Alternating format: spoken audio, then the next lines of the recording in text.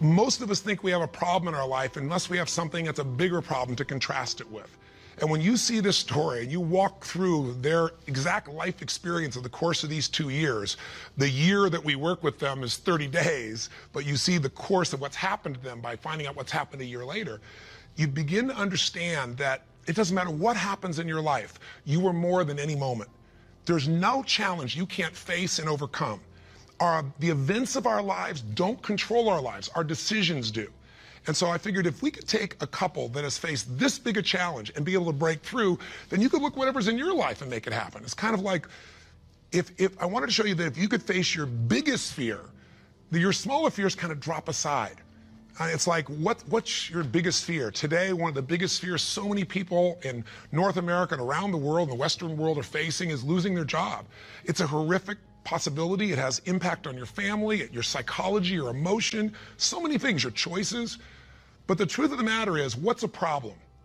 Losing your job is a massive problem until you find yourself in a position where you lose all your savings, what it took you maybe 10 years of working to get.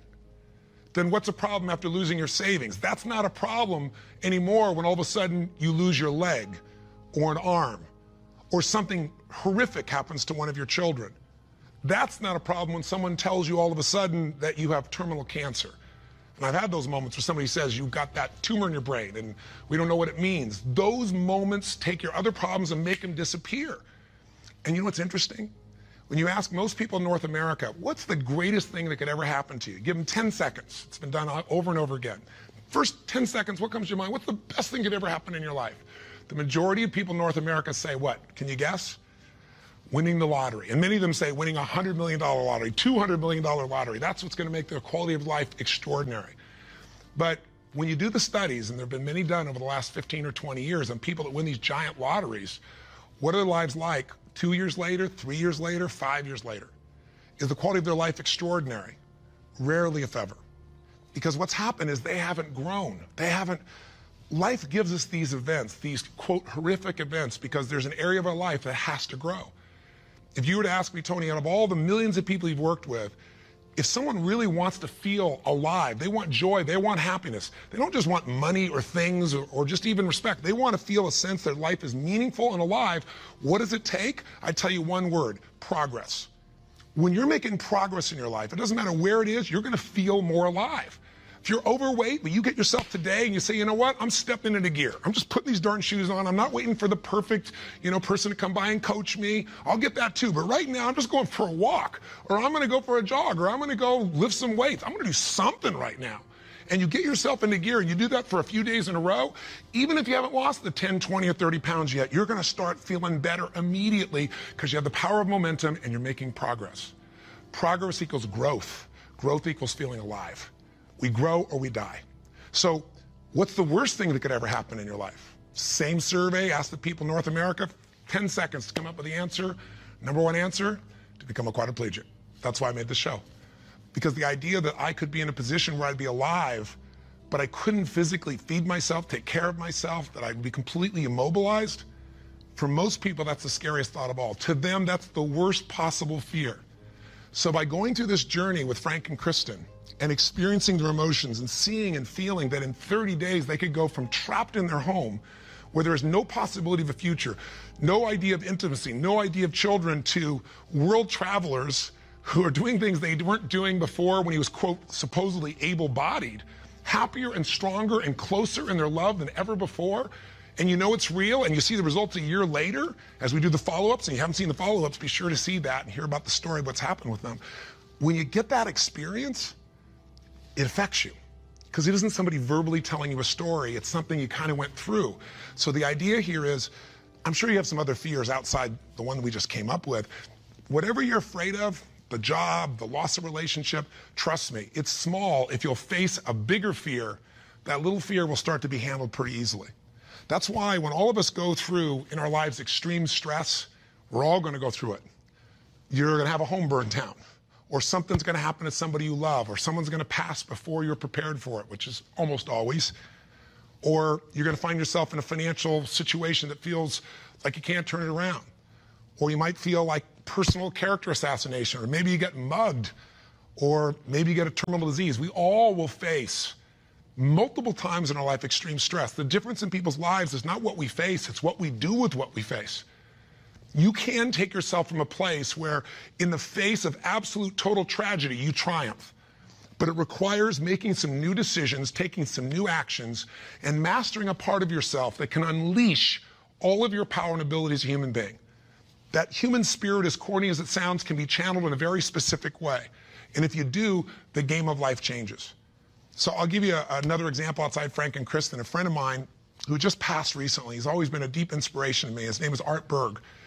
And Art's a guy that was a young man, good-looking, strong, athletic. He lived in Utah. And he fell in love with his absolute sweetheart. She was, you know, the most popular girl, the most attractive girl. She met all the criteria of a college boy. And his buddy and he are driving across the state to go to where he's going to get married. And he falls asleep in the back seat while his best friend is driving. And his best friend falls asleep in the middle of the night as they're driving. My friend Art Berg woke up rather intensely on the desert floor with the car upside down, his legs trapped beneath it, and unable to feel anything. He became a quadriplegic in an instant.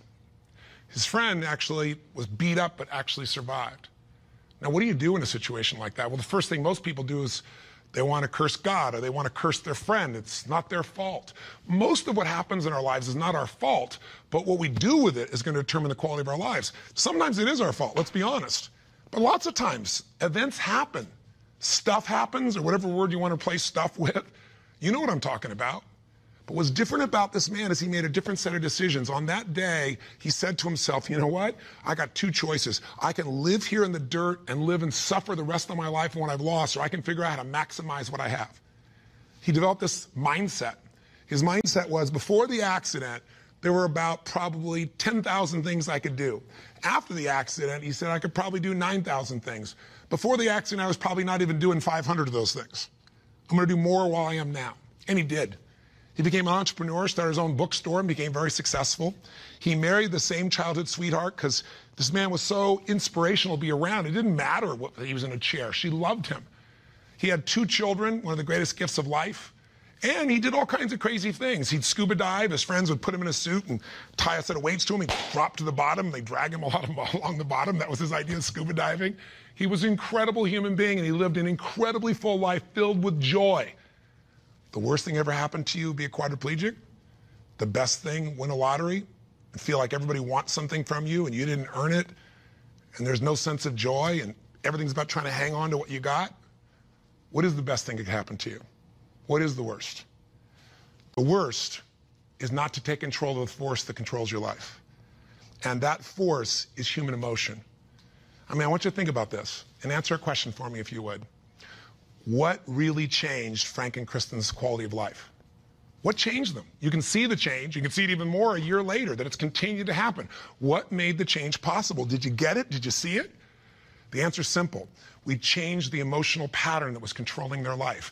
And you and I have emotional patterns that are controlling us right now. Whether we're aware of it consciously or not doesn't matter. It's the force that is shaping you. It's shaping your relationship. It's shaping your finances. It's shaping your career. It's shaping the amount of joy or unhappiness or suffering or excitement you have right now in this moment. But it's an invisible force most of us never take a look at. You might want to take a look at it right now through the eyes of what we did with Frank and Kristen. Now, what was the emotional pattern that was dominating them at the beginning of the show? You could feel it, couldn't you? And there was this feeling of death, that there was no future, probably the most common belief system in people in North America and now in Europe. 60% of Americans now believe that the future is going to be worse than the past for themselves and for their kids. 70% of Germans and Europeans, I think it's 80% according to the Pew study recently in France. Around the world, we're starting to believe that circumstances control who we are. Don't get me wrong, circumstances play a huge impact. Events play a huge impact on your life, but they're not the ultimate determining factor. The force of human spirit or emotion is it. With the right emotion, you can unleash things you could never dream of. And I know you know this is true. So take a look, let's analyze. Where do these two live after the accident? Well, where would you live if you were Kristen? I mean, you've lost your future, supposedly. There's no intimacy. There's no chance of children. You've become the full-time nurse to your husband who you love, but now you're changing his catheter every few hours. You're afraid to leave the house because you're afraid, what if he falls over? He may stop breathing. I mean, there's no life. So she goes from the emotions of feeling depressed for the life she's lost, to feeling angry. I call it a crazy 8. We get tired of feeling sad, and then we'll get angry for a while, and then we beat ourselves up for being angry at ourselves or God or our partner, and then we get all depressed again. It's a common pattern. You don't have to have something like their event happen in your life to get stuck in a crazy 8. But interestingly enough, she's living in that place, and now what's Frank doing? Frank wants to help his wife, but he's got a limitation we got to break through. He's got a belief. All breakthroughs start with a change in your beliefs. Because once you believe how something is, that means you're certain that's how it is. If you're certain it can't change, you're right, it can't. I can't convince you. No one else can convince you. And Frank's thinking, I'm helpless, and I've harmed my wife. And he's living with the emotions of guilt and sadness and depression. And when he's tired of that, he gets completely overwhelmed because he says, if I just would have not jumped in, or if I would have jumped in a different spot, or a million other things, if they were different, then I wouldn't have destroyed my wife's life. Instead of saying, my wife needs me right now, and I don't give a damn if I'm trapped physically in this chair, my soul, my spirit's going to reach her. That's my assignment, to get him to remember that power. To not only get him to remember it, but to get him to use it and shift his wife. And that's what we did through this process. How? Well, the process really was giving him a series of experiences that would change his entire belief about who he is. I could try to tell him, oh, here's what you can do. Yeah, I'm 6'7", and I obviously have use of all my appendages. Easy for me, right? But if I get him to have some experiences, like I bring him to Fiji, and I show him he can get out of the house, more than get a house, become a world traveler, and go through all the challenges that are part of that, that if you watch our little section of the story behind the story, you'll hear some things that weren't in the show about that, by the way. But I get him to travel to Fiji, and the first thing I got to do with him is I got to get him to experience, not know intellectually, but experience he can make a difference for his wife. He is not helpless. She needs him, and he can transform her. He can take her from crying, sad, out of control, angry, to laughing and giggling and feeling love that fast. It's a beautiful moment in the show if you watched. And all it is something called presence. Something if you're not clear about, do some homework, follow up with us or someone else, figure out how to create that, because that's what changes relationships. Presence. It works. And Frank starts to understand, not verbally, but by his own experience, hey, I don't have to live in that sadness or that feeling of being unworthy or that feeling of being overwhelmed. I can matter. I can matter to her. I don't have to be the person she just takes care of. It was a huge shift in the experience. And I'm giving you Frank's example because it relates to yours. Maybe you have different emotions, but don't we all get to points where we feel like we don't matter or we can't change something? We're stuck, and it's our belief. Great way to break that belief, get yourself another experience. That's what I do with people in seminars. That's what I do in any coaching process. Change it. What do we do after that? We take him through the experience of facing his fears, and we get him to do the skydive together with his lady. And he feels total freedom for the first time since the accident. You get freedom when you face your fear. Not just face it, but you push through it. I get him to face separation from his lady for 10 days. Get him to be in a room with Olympic athletes who couldn't move across the room. He couldn't move across the room, but now they're incredible, and he feels like he's not enough, and he has to push through that. Show him how to get back his dream, drive his truck, get in that thing and drive 100 miles an hour, even though all you got is your elbows to drive the darn thing, and I'm on the other seat. Pretty cool thing. So it was a stacking of these experiences that got Frank to own himself in a new way, to build a new identity, a new set of emotional patterns. So here are the steps, and this is what you want to do. What did I do with him? I did 4 things. That's all I really did at its core. Number 1, for both of them, for Frank and Kristen to transform, I identified where do they live emotionally. That's what you got to do. Where do they live emotionally? Well, we just decided, we just described where they live. Depression, anger on one side, feeling guilty, feeling overwhelmed, feeling sad on the other. There's no way they can change their life with that as the emotional fuel to get you to take action. You're not going to take action. There's not enough intensity to get you to get through the obstacles or the tragedies or the challenges. Once you see what the pattern is and you tell yourself the truth, this is where I'm living, step 2 I did with them, is I identified what's the antidote. So if fear is what's controlling things right now, we need an antidote called courage. Now, courage doesn't mean that you're not scared. Courage just simply means that you're scared to death, but you do it anyway. It's an emotional muscle. It doesn't feel good. You just exercise it. That's what courage is. I mean, everybody you know has different emotional patterns. And it may be hard to see it in yourself, but I bet you know it in other people. I mean, come on. Don't you know somebody who lives every day and they're angry all the time, or they're pissed off, or they're frustrated, or they're worried all the time? I mean, haven't you met people at different times who, don't you know somebody that's always kind of playful or crazy or cracking jokes? Better yet, do you know somebody who's not really funny, but they think they are? And they tell a stupid joke and everything else. It's not even funny, but they crack themselves up so much that you find yourself cracking up, right? I mean, people have patterns. The question is, what's yours? See, if you can identify the patterns in other people, you can start to see them in yourself as well. And you know what we all do? We all find a way to try to get what I call home. Home is, I noticed after 9/11, I'm with 2,000 plus people from, I think it was 45 countries. I was in Hawaii. The accidents happened, the tragedy happened, you know, the attacks happened, and we got the information at 3 o'clock in the morning in Hawaii, and we had, you know, 100 plus people, 200 people that were from New York, many of which, you know, worked and had offices and friends in the towers, and all their friends died or their whole company disappeared. And I had to bring these people in from all these countries with different religions, different backgrounds, different belief systems. Some people were celebrating. Other people were crying and saying it was the end times. It was unbelievable. I noticed all this emotion around me. And the biggest thing to put them all together is I had to say, what's really going on here? And I noticed angry people got angry. Sad people got sad. Guilty people, a nurse, she was guilty. She wasn't there helping people, but she's always guilty. The angry lady's always angry. We all have a home. Many of the people didn't live in the United States, didn't know anyone in New York City, and they were yet angry, guilty, or sad. Why? They weren't angry, guilty, or sad about the 3,000 people a day that die of cancer and heart disease. They're all mothers, fathers, children. I pointed out that day. You can't be convenient with your compassion, and yet most of us are. We're unaware that we use events as a trigger to get home, back to the patterns we know, even if it's uncomfortable. So if you identify where you live, emotionally, the patterns that are limiting you, the second piece is find the antidote. Courage can replace fear. If you're feeling this unbelievable feeling of overwhelm, you need love or support. And not just go get it, go give it. See, finding that antidote starts to change the game. And then after you identify it, you find the antidote. Number 3 is you got to practice that emotion. I know that sounds weird. I'll explain what I mean in a moment. But you got to do that emotion enough consciously that you can go from frustrated or depressed to determined. And you know how to shift that gear, and it's not fake, it's not some pump up, it's real. And it changes your life when you can do that like that. And it's a biochemical change. It's not some, I'm happy, positive thinking BS. That's not what I teach. I'm not here to tell you, go to your garden and chant, there's no weeds. I'm here to say, there's the weed, go pull it out. But you're not going to pull it out without determination, without passion, without commitment. Am I making sense?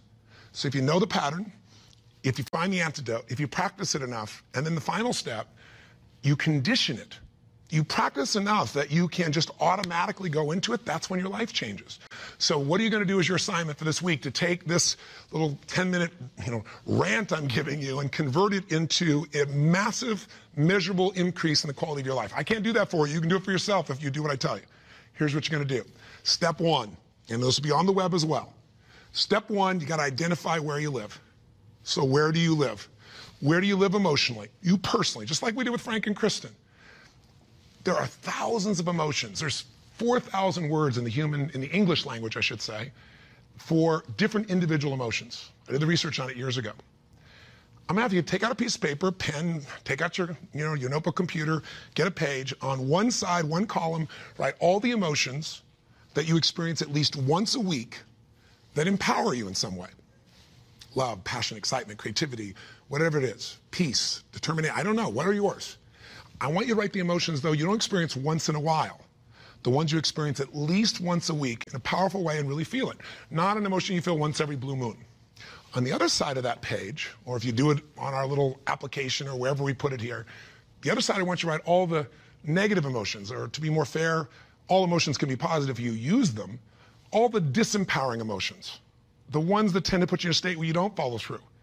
And I want you on that side to write all of them and do it simultaneously. Just keep making your list. What are the emotions I go into that mess me up, like feeling frustrated or overwhelmed or lost or alone or depressed or pissed off and rageful, whatever it is you go.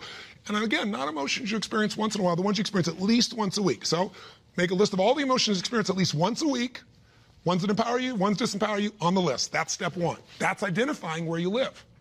And circle the top 2 out of the whole list that you experience most often that are empowering, and the top 2 you experience most often that are disempowering. That'll be step 1. Now, I'm trying to explain it to you here, it'll be right in front of you as well, so if you forget what I'm saying, it's going to be on the little checklist. But I want you to know what I mean. Step 2, let's identify the solution.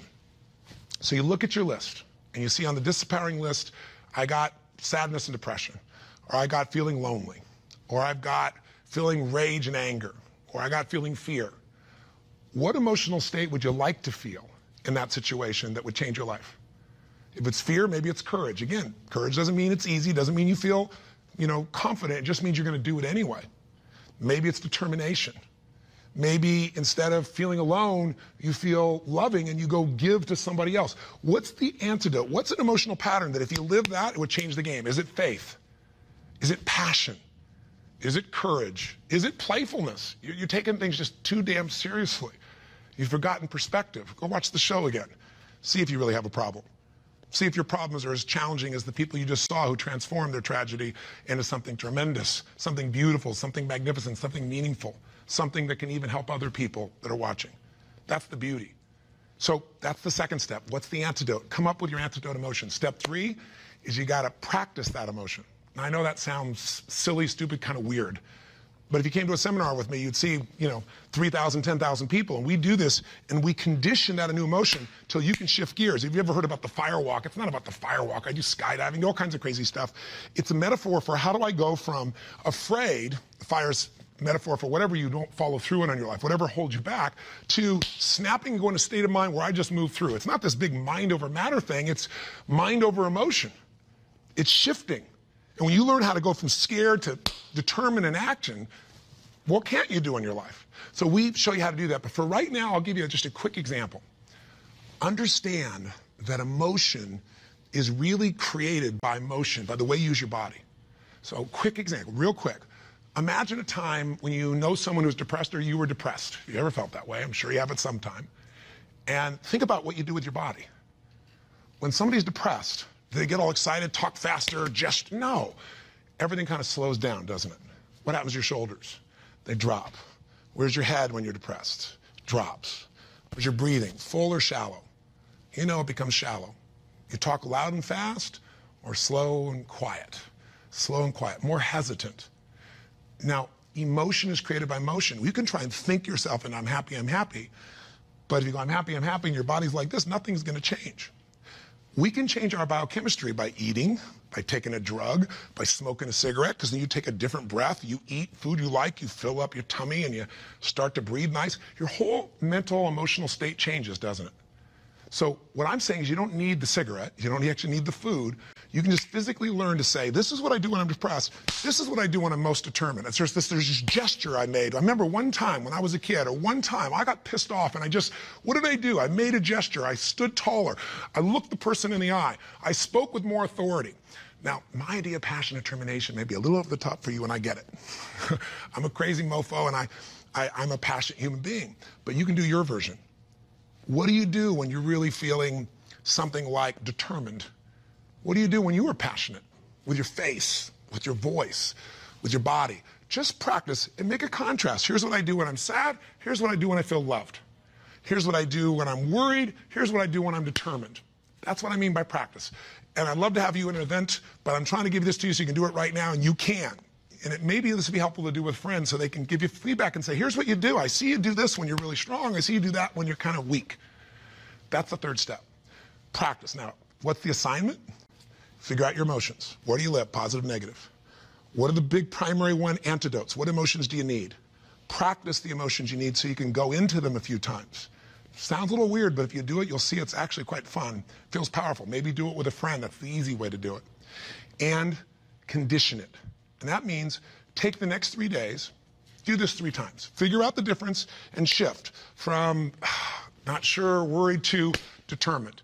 From overwhelmed, I don't know what to do, to focused. And you just deliberately, physically make the change from one to the other. 3 times for 3 days. If you're bold, do it for 7. But if you do this 3 or 4 times a day for 3 to 7 days, you'll start to get a pattern in your body. And the pattern in your body, a new pattern, means a new life. Our life's a reflection of our emotional patterns.